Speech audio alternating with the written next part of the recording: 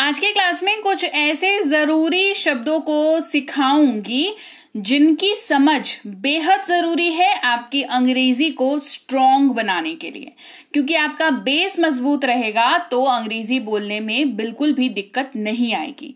Class को शुरू करते हैं। आप देख रहे हैं संरीति इंग्लिश अकेडमी। मैं हूं प्रीति मैम। सब्सक्राइब करके बेल नोटिफिकेशन ऑन कर देना ताकि आगे के आने वाली क्लासेस की नोटिफिकेशंस आपको मिलती रहें और आप समय पर आकर के क्लासेस को अटेंड कर पाएं।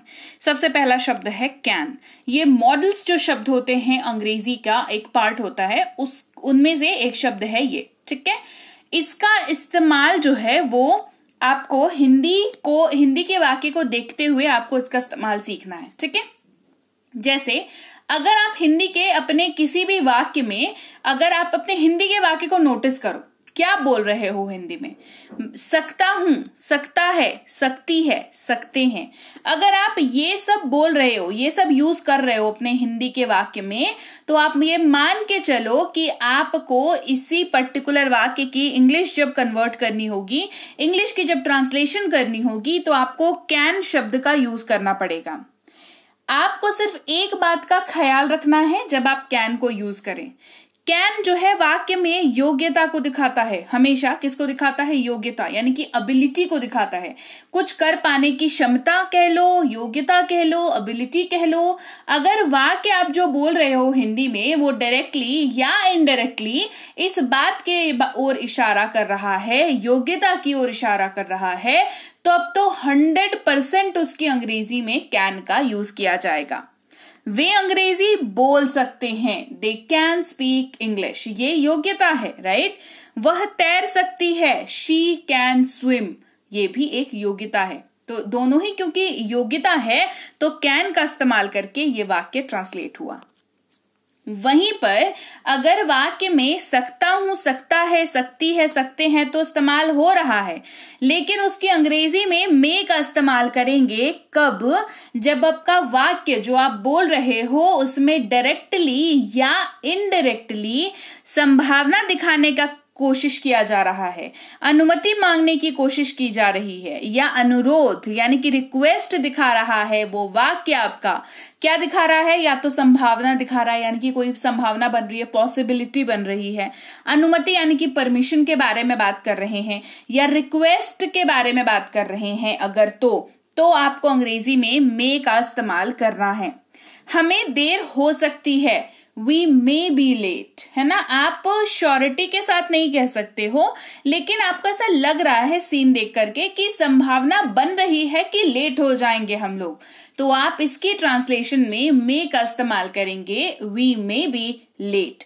क्या मैं आपकी सहायता कर सकता हूं? May I help you? यहां पर आप सामने वाले से पूछ रहे हैं कि सहायता कर सकता हूं। हो सकता है सामने वाले को आपकी सहायता चाहिए ही नहीं, लेकिन तो आप ऐसे जबरदस्ती करने जाओगे तो होता है ना, नेकी कर और दरिया में डाल, वो वाला सीन हो जाएगा। इससे बेहतर है कि हम पूछ लें कि क्या मैं आपकी सहायता कर सकता हूं। तो अगर जवाब हाँ आता है तब तो बेशक सहायता करिए, और इसका जवाब हो जाएगा मे आई हेल्प यू। आगे बढ़ते हैं। अगर आप अपने वाक्य में सका, सकी, सके या पाया, पाई, पाए का इस्तेमाल कर रहे हैं तो अंग्रेजी में कुड का इस्तेमाल करेंगे। किसका इस्तेमाल करेंगे? कुड।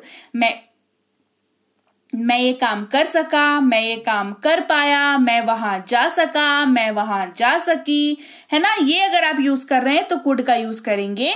और कुड जो है, कुड की भूमिका क्या होती है? कुड वाक्य में क्या दिखाता है?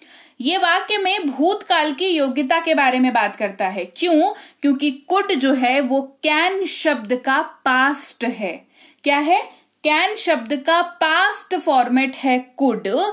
ये वाक्य में भूतकाल की योग्यता के बारे में बात करता है, यानी कि पास्ट एबिलिटी के बारे में बात करता है, या सुझाव को भी दिखाता है। मतलब कुछ वाक्य आपको ऐसे भी मिल जाएंगे जो सुझाव दिखाने वाले होंगे, लेकिन वहां पर भी आपको कुड इस्तेमाल होता हुआ दिखेगा। वह नहीं जा सका, ही कुड नॉट गो। वह नहीं जा सका, ही कुड नॉट गो। हम अच्छे से पढ़ाई कर सके, वी कुड स्टडी वेल। हम अच्छे से पढ़ाई कर सके, वी कुड स्टडी वेल। बढ़ते हैं आगे। बात करेंगे कुड के साथ जब बी लगता है। कुड और कुड बी इसलिए साथ में पढ़ा रही हूं क्योंकि बहुत सारे लोगों को कुड और कुड बी में कंफ्यूजन होती है, क्योंकि उनको लगता है हो सकता था की जगह पर भी कुड का यूज कर सकते हैं। But let me make it clear कि हो सकता था या हो सकता है ये पॉसिबिलिटी दिखाने की बात करता है। ठीक है, ऐसा हो सकता था, वैसा हो सकता था, है ना, वैसा हो सकता है ना, ये वो अपने घर पर हो सकता है, इस तरीके की बात हम कर रहे हैं। ये पॉसिबिलिटी दिखाने की बात हो रही है। तो अगर ऐसा सा सीन बन रहा है वाक्य में तो अंग्रेजी में कुड बी का यूज करेंगे। जैसे वह अस्पताल में हो सकता है, ही could be in the hospital. वह अस्पताल में हो सकता है, ही could be in the hospital. संभावना जताई जा रही है। क्लियर? वह बीमार हो सकता था, he could be sick. He could be sick, वो बीमार हो सकता था, ही कुड बी सिक। बढ़ते हैं आगे। अगला शब्द है माइट, MIGHT। माइट इसको पढ़ते हैं और ऐसा नहीं है कि इसका इस्तेमाल नहीं होता, है ना, ये बहुत अच्छे से इस्तेमाल होता है, बशर्ते आपको उसको इस्तेमाल करना आता हो। आपने ना बहुत सारे लोगों के मुंह से ये इस वर्ड का यूज नहीं सुना होगा। रीजन जानते हैं क्या है? क्योंकि वो भी जोड़ ताली करके ही अंग्रेजी बोल रहे हैं। फ्लुएंसी कभी नहीं आएगी अगर इन शब्दों पर महारत नहीं हासिल करोगे। इनकी समझ, इनके ऊपर पकड़ जरूरी है, तभी आप माइट को यूज कर पाओगे। माइट का इस्तेमाल बहुत आसान है, पता है। वाक्य की शुरुआत में, अपने हिंदी वाक्य को नोटिस करो, आपके हिंदी वाक्य की शुरुआत में शायद लिखा हुआ है और उसके लास्ट में सकता है, सकती है, सकते हैं, तीनों में से कुछ एक लिखा हुआ है। तो ये समझ लो कि अंग्रेजी में माइट का यूज करने का टाइम आ गया है। ये वाक्य में संभावना को दिखाता है, पॉसिबिलिटी को दिखाता है, क्योंकि शायद लगा हुआ है। इट्स वेरी ऑब्वियस, है ना। शायद बारिश हो सकती है, कहेंगे it might rain. It might rain. उन्हें शायद देर हो सकती है, they might be late. They might be late. फिर है विल। ये शब्द फ्यूचर को दिखाता है, इसका मतलब गा गे गी होता है। वे घर जाएंगे, दे विल गो होम। मैं पढ़ाई करूंगा, आई विल स्टडी। तो ये वाला हिंदी का जो वाक्य है वो हम फ्यूचर को दिखाने के लिए बोलते हैं और इस वाक्य की अंग्रेजी में विल का इस्तेमाल होता है। तो सिंपल है ना। फिर है वुड। इनको साथ में क्यों पढ़ा रही हूं? क्योंकि इन दोनों का ही जो मतलब होता है ना वो होता है गा गे गी। मतलब अगर वाक्य के अंत में गा गे या गी का इस्तेमाल कर रहे हैं तो आप या तो विल का इस्तेमाल करेंगे या तो वुड का इस्तेमाल करेंगे। लेकिन समझ आपकी तब होगी साबित जब आप ये डिसाइड कर पाएंगे कि आपको विल का इस्तेमाल करना है या वुड का इस्तेमाल करना है। विल, जैसा कि मैंने आपको बताया, फ्यूचर के वाक्य को दर्शाता है ना। मैं जाऊंगा, मैं करूंगा, मैं खेलूंगा, मैं पढ़ूंगा, है ना, ये सारा वाक्य। वहीं पर वुड जो है वो हमेशा संदेह के बारे में बात करता है, डाउट के बारे में बात करता है, या पॉसिबिलिटी यानी कि संभावना को जताता है, या फ्यूचर में होने वाले परंतु पास्ट में कहे जाने वाले वाक्यों के बारे में बात करता है। जैसे वह परीक्षा उत्तीर्ण करेगी, हमने कहा she would pass the exam. अब ये इसमें she will pass the exam क्यों नहीं कहा हमने? क्योंकि भाई कल किसी ने नहीं देखा है, हो सकता है वो एग्जाम पास ना करे। तो आप एक संभावना जता रहे हो या कह लो डाउटफुल सा वाक्य कह रहे हो कि वो एग्जाम पास करेगी, है ना। She would pass the exam. आज बारिश होगी, इट वुड रेन टुडे। ये अगेन आप संभावना जता रहे हो, है ना, आप पॉसिबिलिटी की बात कर रहे हो तो वुड का इस्तेमाल कर लेंगे। वुड बी, रहे होंगे, रहे होगे, रही होगी, रहा होगा। सिंपल है, विल और वुड से अलग है तो इसका इस्तेमाल बेहद आसान है। वह आ रहा होगा, ही वुड बी कमिंग, वे लोग पढ़ रहे होंगे, they would be studying. Simple, short and simple use है इसका। अब बात करते हैं शैल की, क्योंकि हमने बात करी विल की, वुड बी की, तो शैल को कैसे छोड़ दें? शैल को छोड़ेंगे नहीं, समझ लेंगे क्या होता है, लेकिन समझ तक ही सीमित रखेंगे। रीजन बीइंग कि शैल का इस्तेमाल अब व्यावहारिक तौर पर स्पोकन इंग्लिश में नहीं किया जाता और शैल जो है उसका मतलब होता है गा गे गी। पहले यूज होता था, अब जो मॉडर्न इंग्लिश है उसमें या मॉडर्न ग्रामर है कह लीजिए, उसमें इसका प्रयोग आपको नहीं दिखेगा। फिर है शुड, जिसका मतलब होता है चाहिए। ये हमेशा वाक्य में सुझाव, सलाह यानी कि सजेशन को दिखाता है। बेसिकली जब आप किसी को ज्ञान दे रहे होते हैं कि तुमको ऐसा करना चाहिए, तुमको वैसा करना चाहिए, तुमको ये नहीं करना चाहिए, तुमको पढ़ना चाहिए, है ना, ऐसे वाले वाक्य में।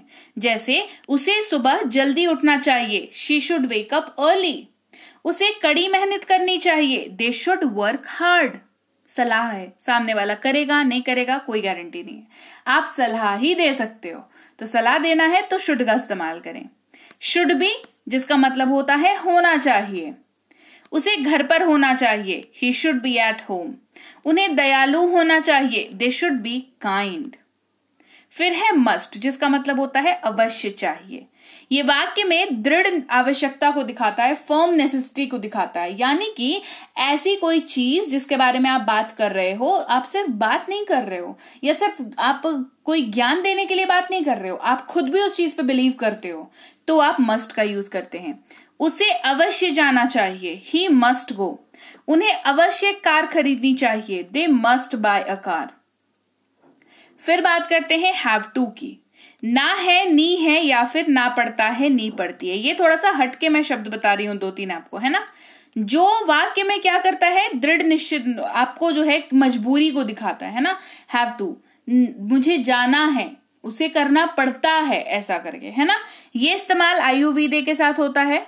ये वाक्य में फोर्स्ड परिस्थितियां यानी कि फोर्स्ड सर्कमस्टांसेस को दिखाता है, जहां पर आपके कंट्रोल में कुछ नहीं है, आपको करना पड़ रहा है, किसी भी वजह से हो, राइट। जैसे मुझे जाना है, आई हैव टू गो। हमें पढ़ाई करनी है, वी हैव टू स्टडी। वहीं पर हैज टू भी सेम मतलब होता है, खाली इसका एप्लीकेशन अलग होता है। ही, शी, इट और किसी भी नाम के साथ हैज टू का यूज होता है। उसे पढ़ाई करनी है, उसे खाना बनाना है, she has to cook, he has to study. Rohan को बाजार जाना है, Rohan has to go to market. Clear, आगे बात समझ। तो लीजिए, ये थी आज की क्लास, जहां पर हमने सीखे कुछ ऐसे शब्द जिनकी पकड़, जिनकी समझ बेहद जरूरी है जब आप पढ़ना चाहें, समझना चाहें, सीखना चाहें, बोलना चाहें अंग्रेजी। क्लास कैसी लगी कमेंट करके मुझे जरूर बताना। क्लास अच्छी लगी है, क्लास को लाइक और शेयर कर देना। आप देख रहे हैं संरीति इंग्लिश अकेडमी, मैं हूं प्रीति मैम। सब्सक्राइब करके बेल नोटिफिकेशन ऑन कर देना। कोई कोर्स अगर आपने करनी हो, स्पोकन इंग्लिश की, इंग्लिश राइटिंग की, ग्रामर की, रीडिंग की, या आपको ई बुक्स लेने हो, तो आप हमारी ऐप संरीति इंग्लिश अकेडमी को डाउनलोड और इंस्टॉल कर लीजिएगा गूगल प्ले स्टोर से। वहां पर आपको ये सारी कोर्सेज अवेलेबल दिखेंगी। फ्री कोर्स भी वहां पर है, तो आप उसको भी कर सकते हैं। ये वाली जो नंबर है, इस पर आप व्हाट्सएप मैसेज करके पता कर सकते हैं कि कोर्स में कोई दिक्कत हो तो आप हमें बता सकते हैं।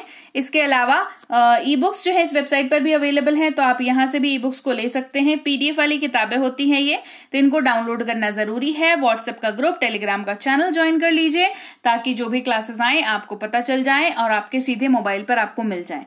मैं आपसे मिलूंगी आपकी अगली क्लास में। Till then, thank you so much for watching. Stay tuned to संरीति इंग्लिश अकेडमी।